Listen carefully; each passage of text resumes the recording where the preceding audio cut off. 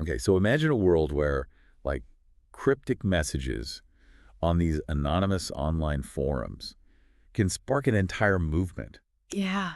influencing elections and even, like, leading to actual real-world events. It's wild, right? Sounds crazy, right? Like something out of a movie. Yeah.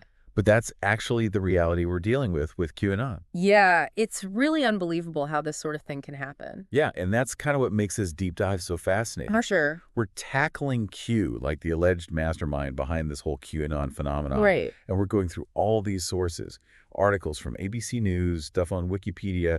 There's a really in-depth piece from The New Yorker, Wow. and even a whole podcast that like explores QAnon's like evolution over time. That's a lot of material. It's a lot, but our mission is to try to sift through all of it and see if we can separate fact from fiction. Right. The big question. Exactly. Are we dealing with some kind of genuine visionary who's, exposing hidden truths? Yeah. Or are we looking at a master manipulator who's just exploiting people's fears? Right. Because to answer that, we really need to understand QAnon's whole journey, For sure. starting from its origins in like the dark corners of the internet. Okay, so let's start with Q's birthplace then. Okay. 4chan Yeah. and later 8con. Right. Right. These image boards are kind of known for their, how do we put this, colorful content, Yeah. They're definitely known for being a bit out there. to say the least. Yeah.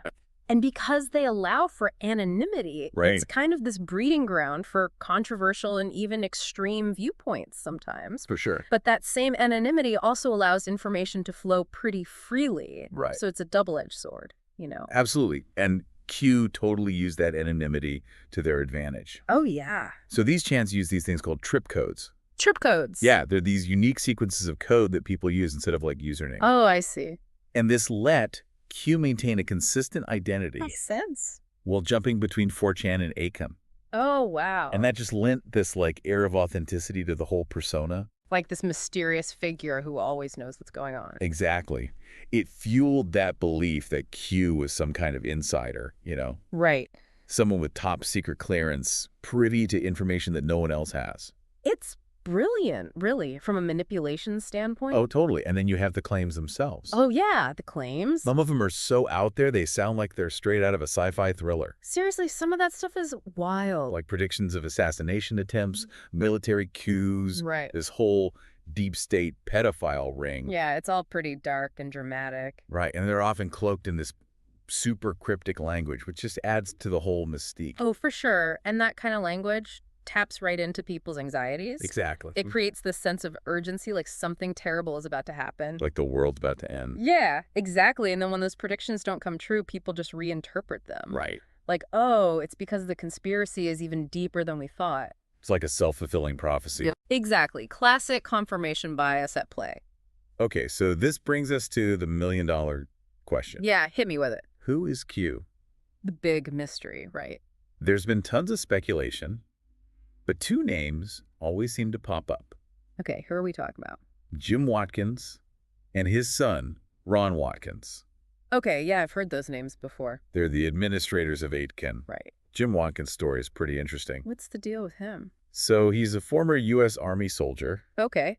but then later he ran a Japanese porn website. Wow, that's quite a change. Right. And then from there, he acquired 2chan. 2chan. Yeah, it's this popular Japanese message board. I see. So he's been involved with these kinds of online communities for a while. Yeah, exactly. And eventually he gained full control of 8chan Right. and then renamed it to 8chan in 2017, Akin, okay. apparently after facing some potential trademark litigation. Oh, interesting. But anyway, this website became the main platform for Q's messages. So he's definitely connected to Q in some way, shape, or form. Right. It gets even more interesting. How so? Frederick Brennan, the original founder of 8chan, Okay. he claims that Jim Watkins is the only person with direct access to Q. Really? Yeah, like he's the only one who knows who Q really is. That's a big claim. Right. And Brennan even said, and I quote, if he's not Q himself, he can find out who Q is at any time. Wow, so if Watkins isn't Q, why hasn't he debunked the claims? Right. Especially if it's harming his platform. Yeah, it's a good question. Adding to the whole mystery, Ron Watkins has made some pretty ambiguous statements about being Q himself. No way. Yeah, even in that HBO documentary, Q, Into the Storm, I've heard of that. he kind of hints at it. So he's playing with the idea, maybe enjoying the attention. Totally. It's like he was toying with the filmmakers, enjoying the speculation. And that documentary is fascinating in itself, how the filmmakers got caught up in the whole QAnon thing. Oh yeah, it's like they were playing the same game that Q created. Right, searching for clues and chasing leads. But even with Ron's seeming confessions, he later distanced himself from Q. Wow, leaving us with more questions than answers. Exactly. Did he get cold feet? Was he trying to protect himself? Or was it all just a performance? It's impossible to know for sure. Right. And to make things even more confusing, Ron made a bid for Congress in Arizona in 2022. Oh, wow, so he actually tried to enter politics. Yeah, and he failed, but it's still significant. Why is that? Because there were like 18 other QAnon-supporting candidates for Congress nationwide that same year. Wow, so the movement is gaining political traction. Right. And they raised over $20 million. That's a lot of money and influence. Exactly. It shows how QAnon has moved way beyond online forums. Yeah, it's not just a fringe movement anymore. Not at all. It's become a force to be reckoned with. And let's not forget QAnon's presence at Trump rallies, even the January 6th Capitol attack. Right. People wearing QAnon clothes, holding up signs, chanting slogans. It's a scary reminder that this online movement has real-world consequences. Totally. Like that visual of Anthony Camello, the guy who allegedly killed that mob boss. Yeah, I remember that. He literally had Q written on his hand during his court appearance. It's chilling how something that starts online can lead to such extreme actions. Absolutely. And you saw QAnon stuff all over Trump's rallies. Yeah. Clothing, posters, the whole 9 yards. And Trump himself retweeted QAnon-linked content hundreds of times. He did. It's like he was intentionally fueling the movement. Or maybe just capitalizing on its energy. Who knows? Right. It's hard to say for sure what his intentions were. Yeah, that's a question historians will be debating for years to come. Totally. But the impact is undeniable. Absolutely. Okay, so let's shift gears a bit and talk about Pizzagate. Pizzagate. Yeah, it's a perfect example of how these online conspiracy theories can have real-world consequences. Oh, yeah, that one was scary. So for those who don't know, this conspiracy theory claimed that a pizza place in D.C. was actually a front for a child sex trafficking ring. Right, and then it was led by prominent Democrats? Exactly, it's totally false. But it led to a man firing an assault rifle inside the restaurant. I remember that. It's crazy how people can be so easily swayed by these things. Right, and thankfully no one was hurt. Yeah, that's lucky. But it just shows you how dangerous these beliefs can be. Absolutely. It highlights the dark side of QAnon's whole deep state pedophile ring narrative. It's not just harmless online chatter. It can actually incite violence. Right, and unfortunately, Pizzagate wasn't an isolated incident. Yeah, there have been other cases of QAnon followers engaging in violence and harassment. It makes you wonder what makes people so susceptible to these theories. Right. What drives them to believe these outlandish claims? Well, I think it has to do with the psychology of belief. Okay, how so? QAnon's narrative provides this sense of belonging, of purpose, and knowledge. Right, like they're part of something bigger than themselves. Exactly, and it gives them a sense of certainty in a world that can feel chaotic and unpredictable. It's like they have this secret decoder ring that unlocks the truth about everything. Yeah, and then you have social media algorithms that just reinforce these beliefs.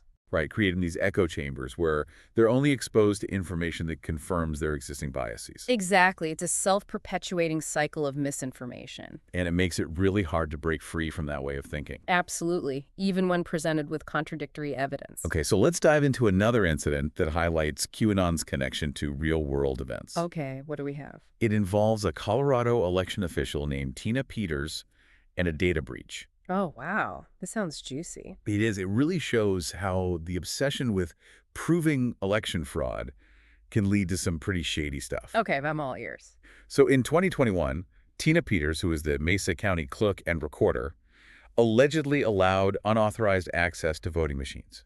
Wait, really? Yeah, she was convinced there was widespread election fraud. Wow, so she just went rogue. Pretty much. She had attended this conference hosted by Mike Lindell, the MyPillow guy. Oh, yeah, he's been all over the news with his election conspiracy theories. Exactly. And at this conference, Peters met a guy who called himself Dr. Frank. Yeah, and this guy claimed to have found an algorithm that proved election rigging. Come on, an algorithm. I know, it sounds ridiculous. It is ridiculous. But Peters and others were convinced. So they just ignored all the evidence to the contrary. Pretty much, they wanted to believe it so badly that they just accepted it as truth.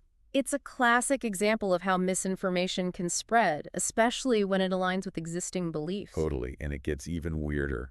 How so? Conan Hayes enters the picture. Conan Hayes, like the pro surfer. The one and only. What's he doing mixed up in all of this? That's the million-dollar question, but there's digital evidence linking him to the Mesa County data breach. No way. So he was involved somehow. Seems like it. And then Ron Watkins shows up again. Of course he does. He did a live stream where he called out Hayes by name. What did he say? He claimed Hayes might have taken hard drives from Mesa County without permission. Wow, it's like a cast of characters from a spy movie. Right. A former pro surfer caught up in a data breach conspiracy.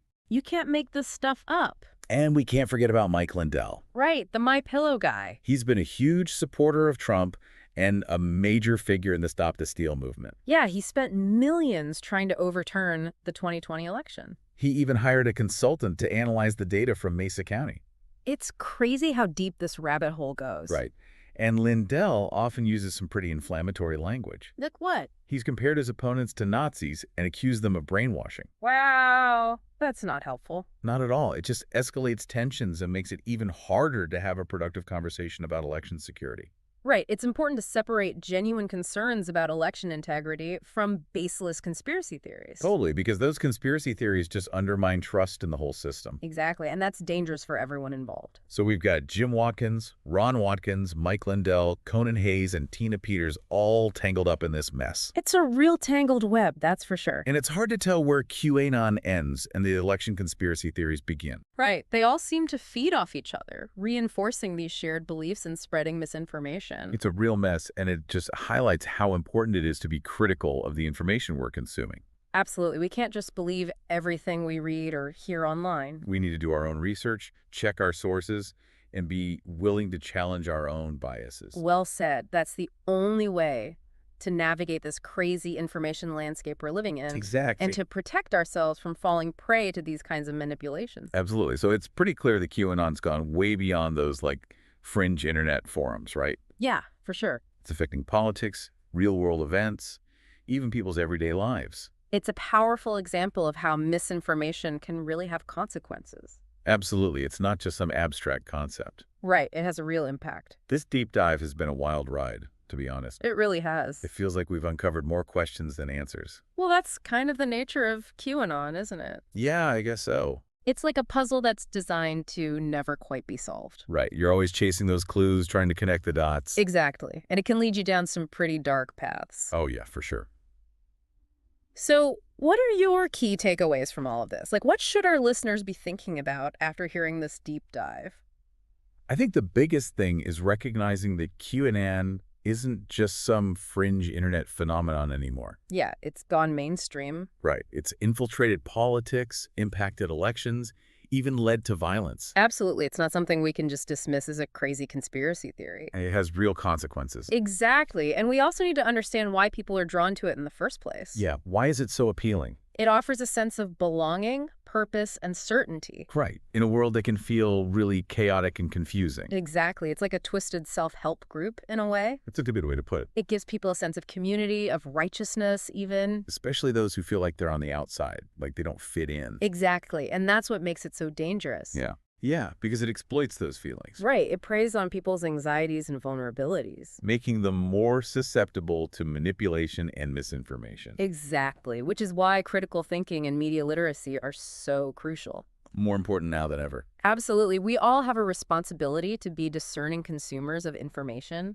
We can't just blindly accept everything we read or hear. Right. We need to question our assumptions, evaluate evidence carefully. And be willing to change our minds when presented with new information. Exactly, even if it contradicts what we currently believe. Okay, so let's talk about the grifter or gifted angle for a moment. Okay, what are your thoughts? When it comes to QAnon and the key players involved, are we looking at true believers or opportunistic manipulators? Well, I think it's a mix, to be honest. Yeah, it's probably not that simple. You definitely have true believers who genuinely buy into the QAnon narrative. They see it as this righteous battle against evil. Exactly, and they're very passionate about their beliefs. Which can make them even more vulnerable to misinformation, right? Absolutely. It's like they've found their cause, their purpose in life. And they're willing to defend it at all costs. Right. Then you have the opportunists. The ones who are in it for the fame, the influence, the money. Exactly. They might not even believe in the conspiracy theories themselves. But they're willing to exploit them for their own gain. Exactly, and there are plenty of examples of that. Like Robert Cornero, the former Hollywood screenwriter. What did he do? He used his platform as a QAnon influencer to raise money for a book that he never actually delivered. Really? Yeah, he basically scammed his followers out of over $150,000. That's awful, preying on people's vulnerability like that. Right. It shows the dark side of this whole movement. And then you have those who fall somewhere in between. The ones who start out as true believers, but then Get seduced by the power and attention. Exactly. They might start believing their own hype. It's a slippery slope, for sure. Right. It shows how power can corrupt, even within a movement that claims to be fighting for truth and justice. It's a reminder that we all have that potential for both good and evil within us.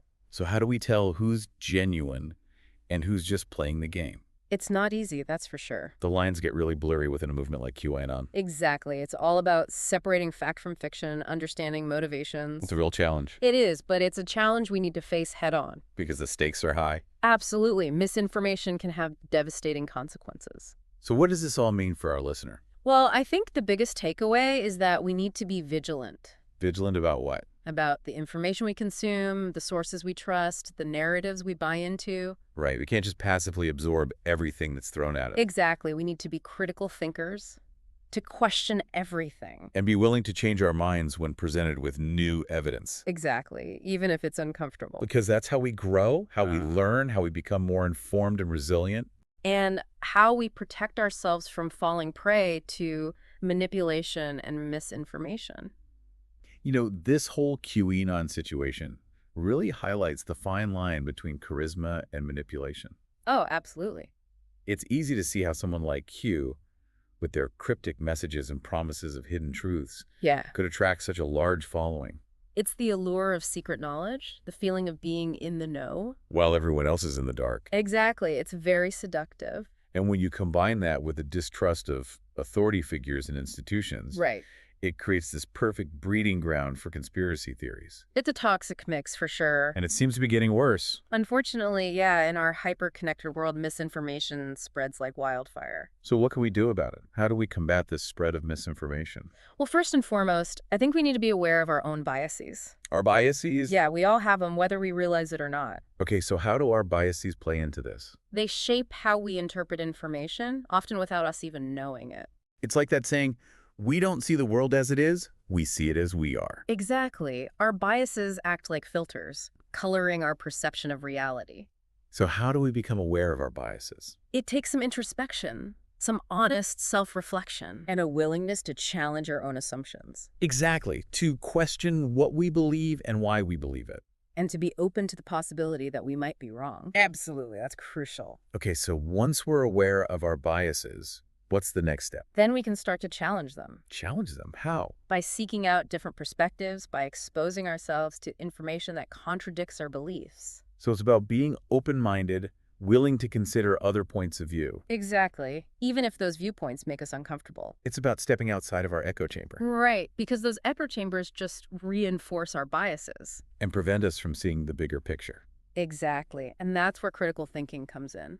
Okay, what do you mean by critical thinking? It's about evaluating evidence carefully, distinguishing between fact and opinion. Right, not just accepting something is true because it sounds good or aligns with our beliefs. Exactly. It's about being skeptical, but not cynical.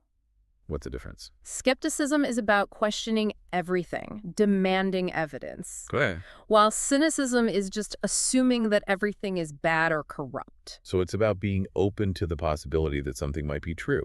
Right, but also demanding proof. Okay, that makes sense. And critical thinking also involves recognizing logical fallacies and emotional manipulation. Those are often used in propaganda and misinformation, right? Exactly. They're designed to trick us, to bypass our rational thinking. So we need to be aware of those tactics. Absolutely, and be able to spot them when we see them. And finally, I think the most important thing is to be willing to change our minds. Yes, that's crucial. Even when it's hard. Even when it means admitting we were wrong. Exactly, because the truth is more important than our egos. It's about humility, recognizing that we don't have all the answers. And that our understanding of the world is always evolving. It's about being able to say, you know, maybe I don't have it all figured out.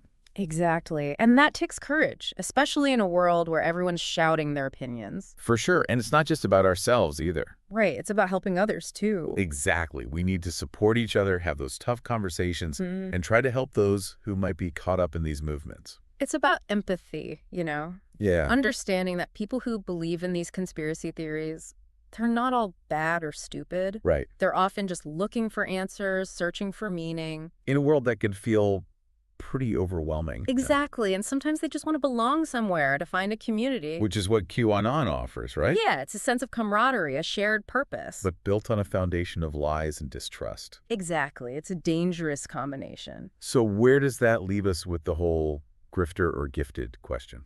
It's tough to say for sure. Right. In the case of Q, it feels like a bit of both. Yeah, there's definitely that manipulative element, using misinformation to gain power. Right. But there's also this undeniable charisma, this knack for storytelling. That taps into people's deepest fears and desires. Exactly. And that's what makes QAnon so effective. It's not just about the crazy claims, it's about the narrative. Yeah, the narrative of good versus evil, us versus them. The promise of hidden truths. The allure of being part of something special. And that's what we need to address. How do we do that? By offering alternative narratives. Narratives based on truth, on evidence, on reason. Exactly. Narratives that empower people, not exploit them. It's about building a better world. One where critical thinking is valued and misinformation is rejected. A world where people are equipped with the tools to discern fact from fiction. And where truth ultimately prevails. Exactly. It's a long road, but it's a journey worth taking. Well said. I think this deep dive has given our listeners a lot to think about. I hope so. The QAnon saga is a cautionary tale. A reminder that in this age of information overload, we need to be extra careful about what we believe. Absolutely. We can't just accept things at face value. We need to question everything, check our sources, and be willing to challenge our own beliefs. And most importantly, we need to have those difficult conversations. With each other, with our loved ones, with anyone who might be falling down these rabbit holes. Because silence only allows misinformation to spread. So let's speak up, let's share the truth, and let's build a world where reason and evidence triumph over fear and manipulation. I couldn't agree more. We all have a role to play in this fight. Thanks for joining us on this deep dive, everyone. It's been a pleasure. And remember, stay informed, stay critical, and stay curious.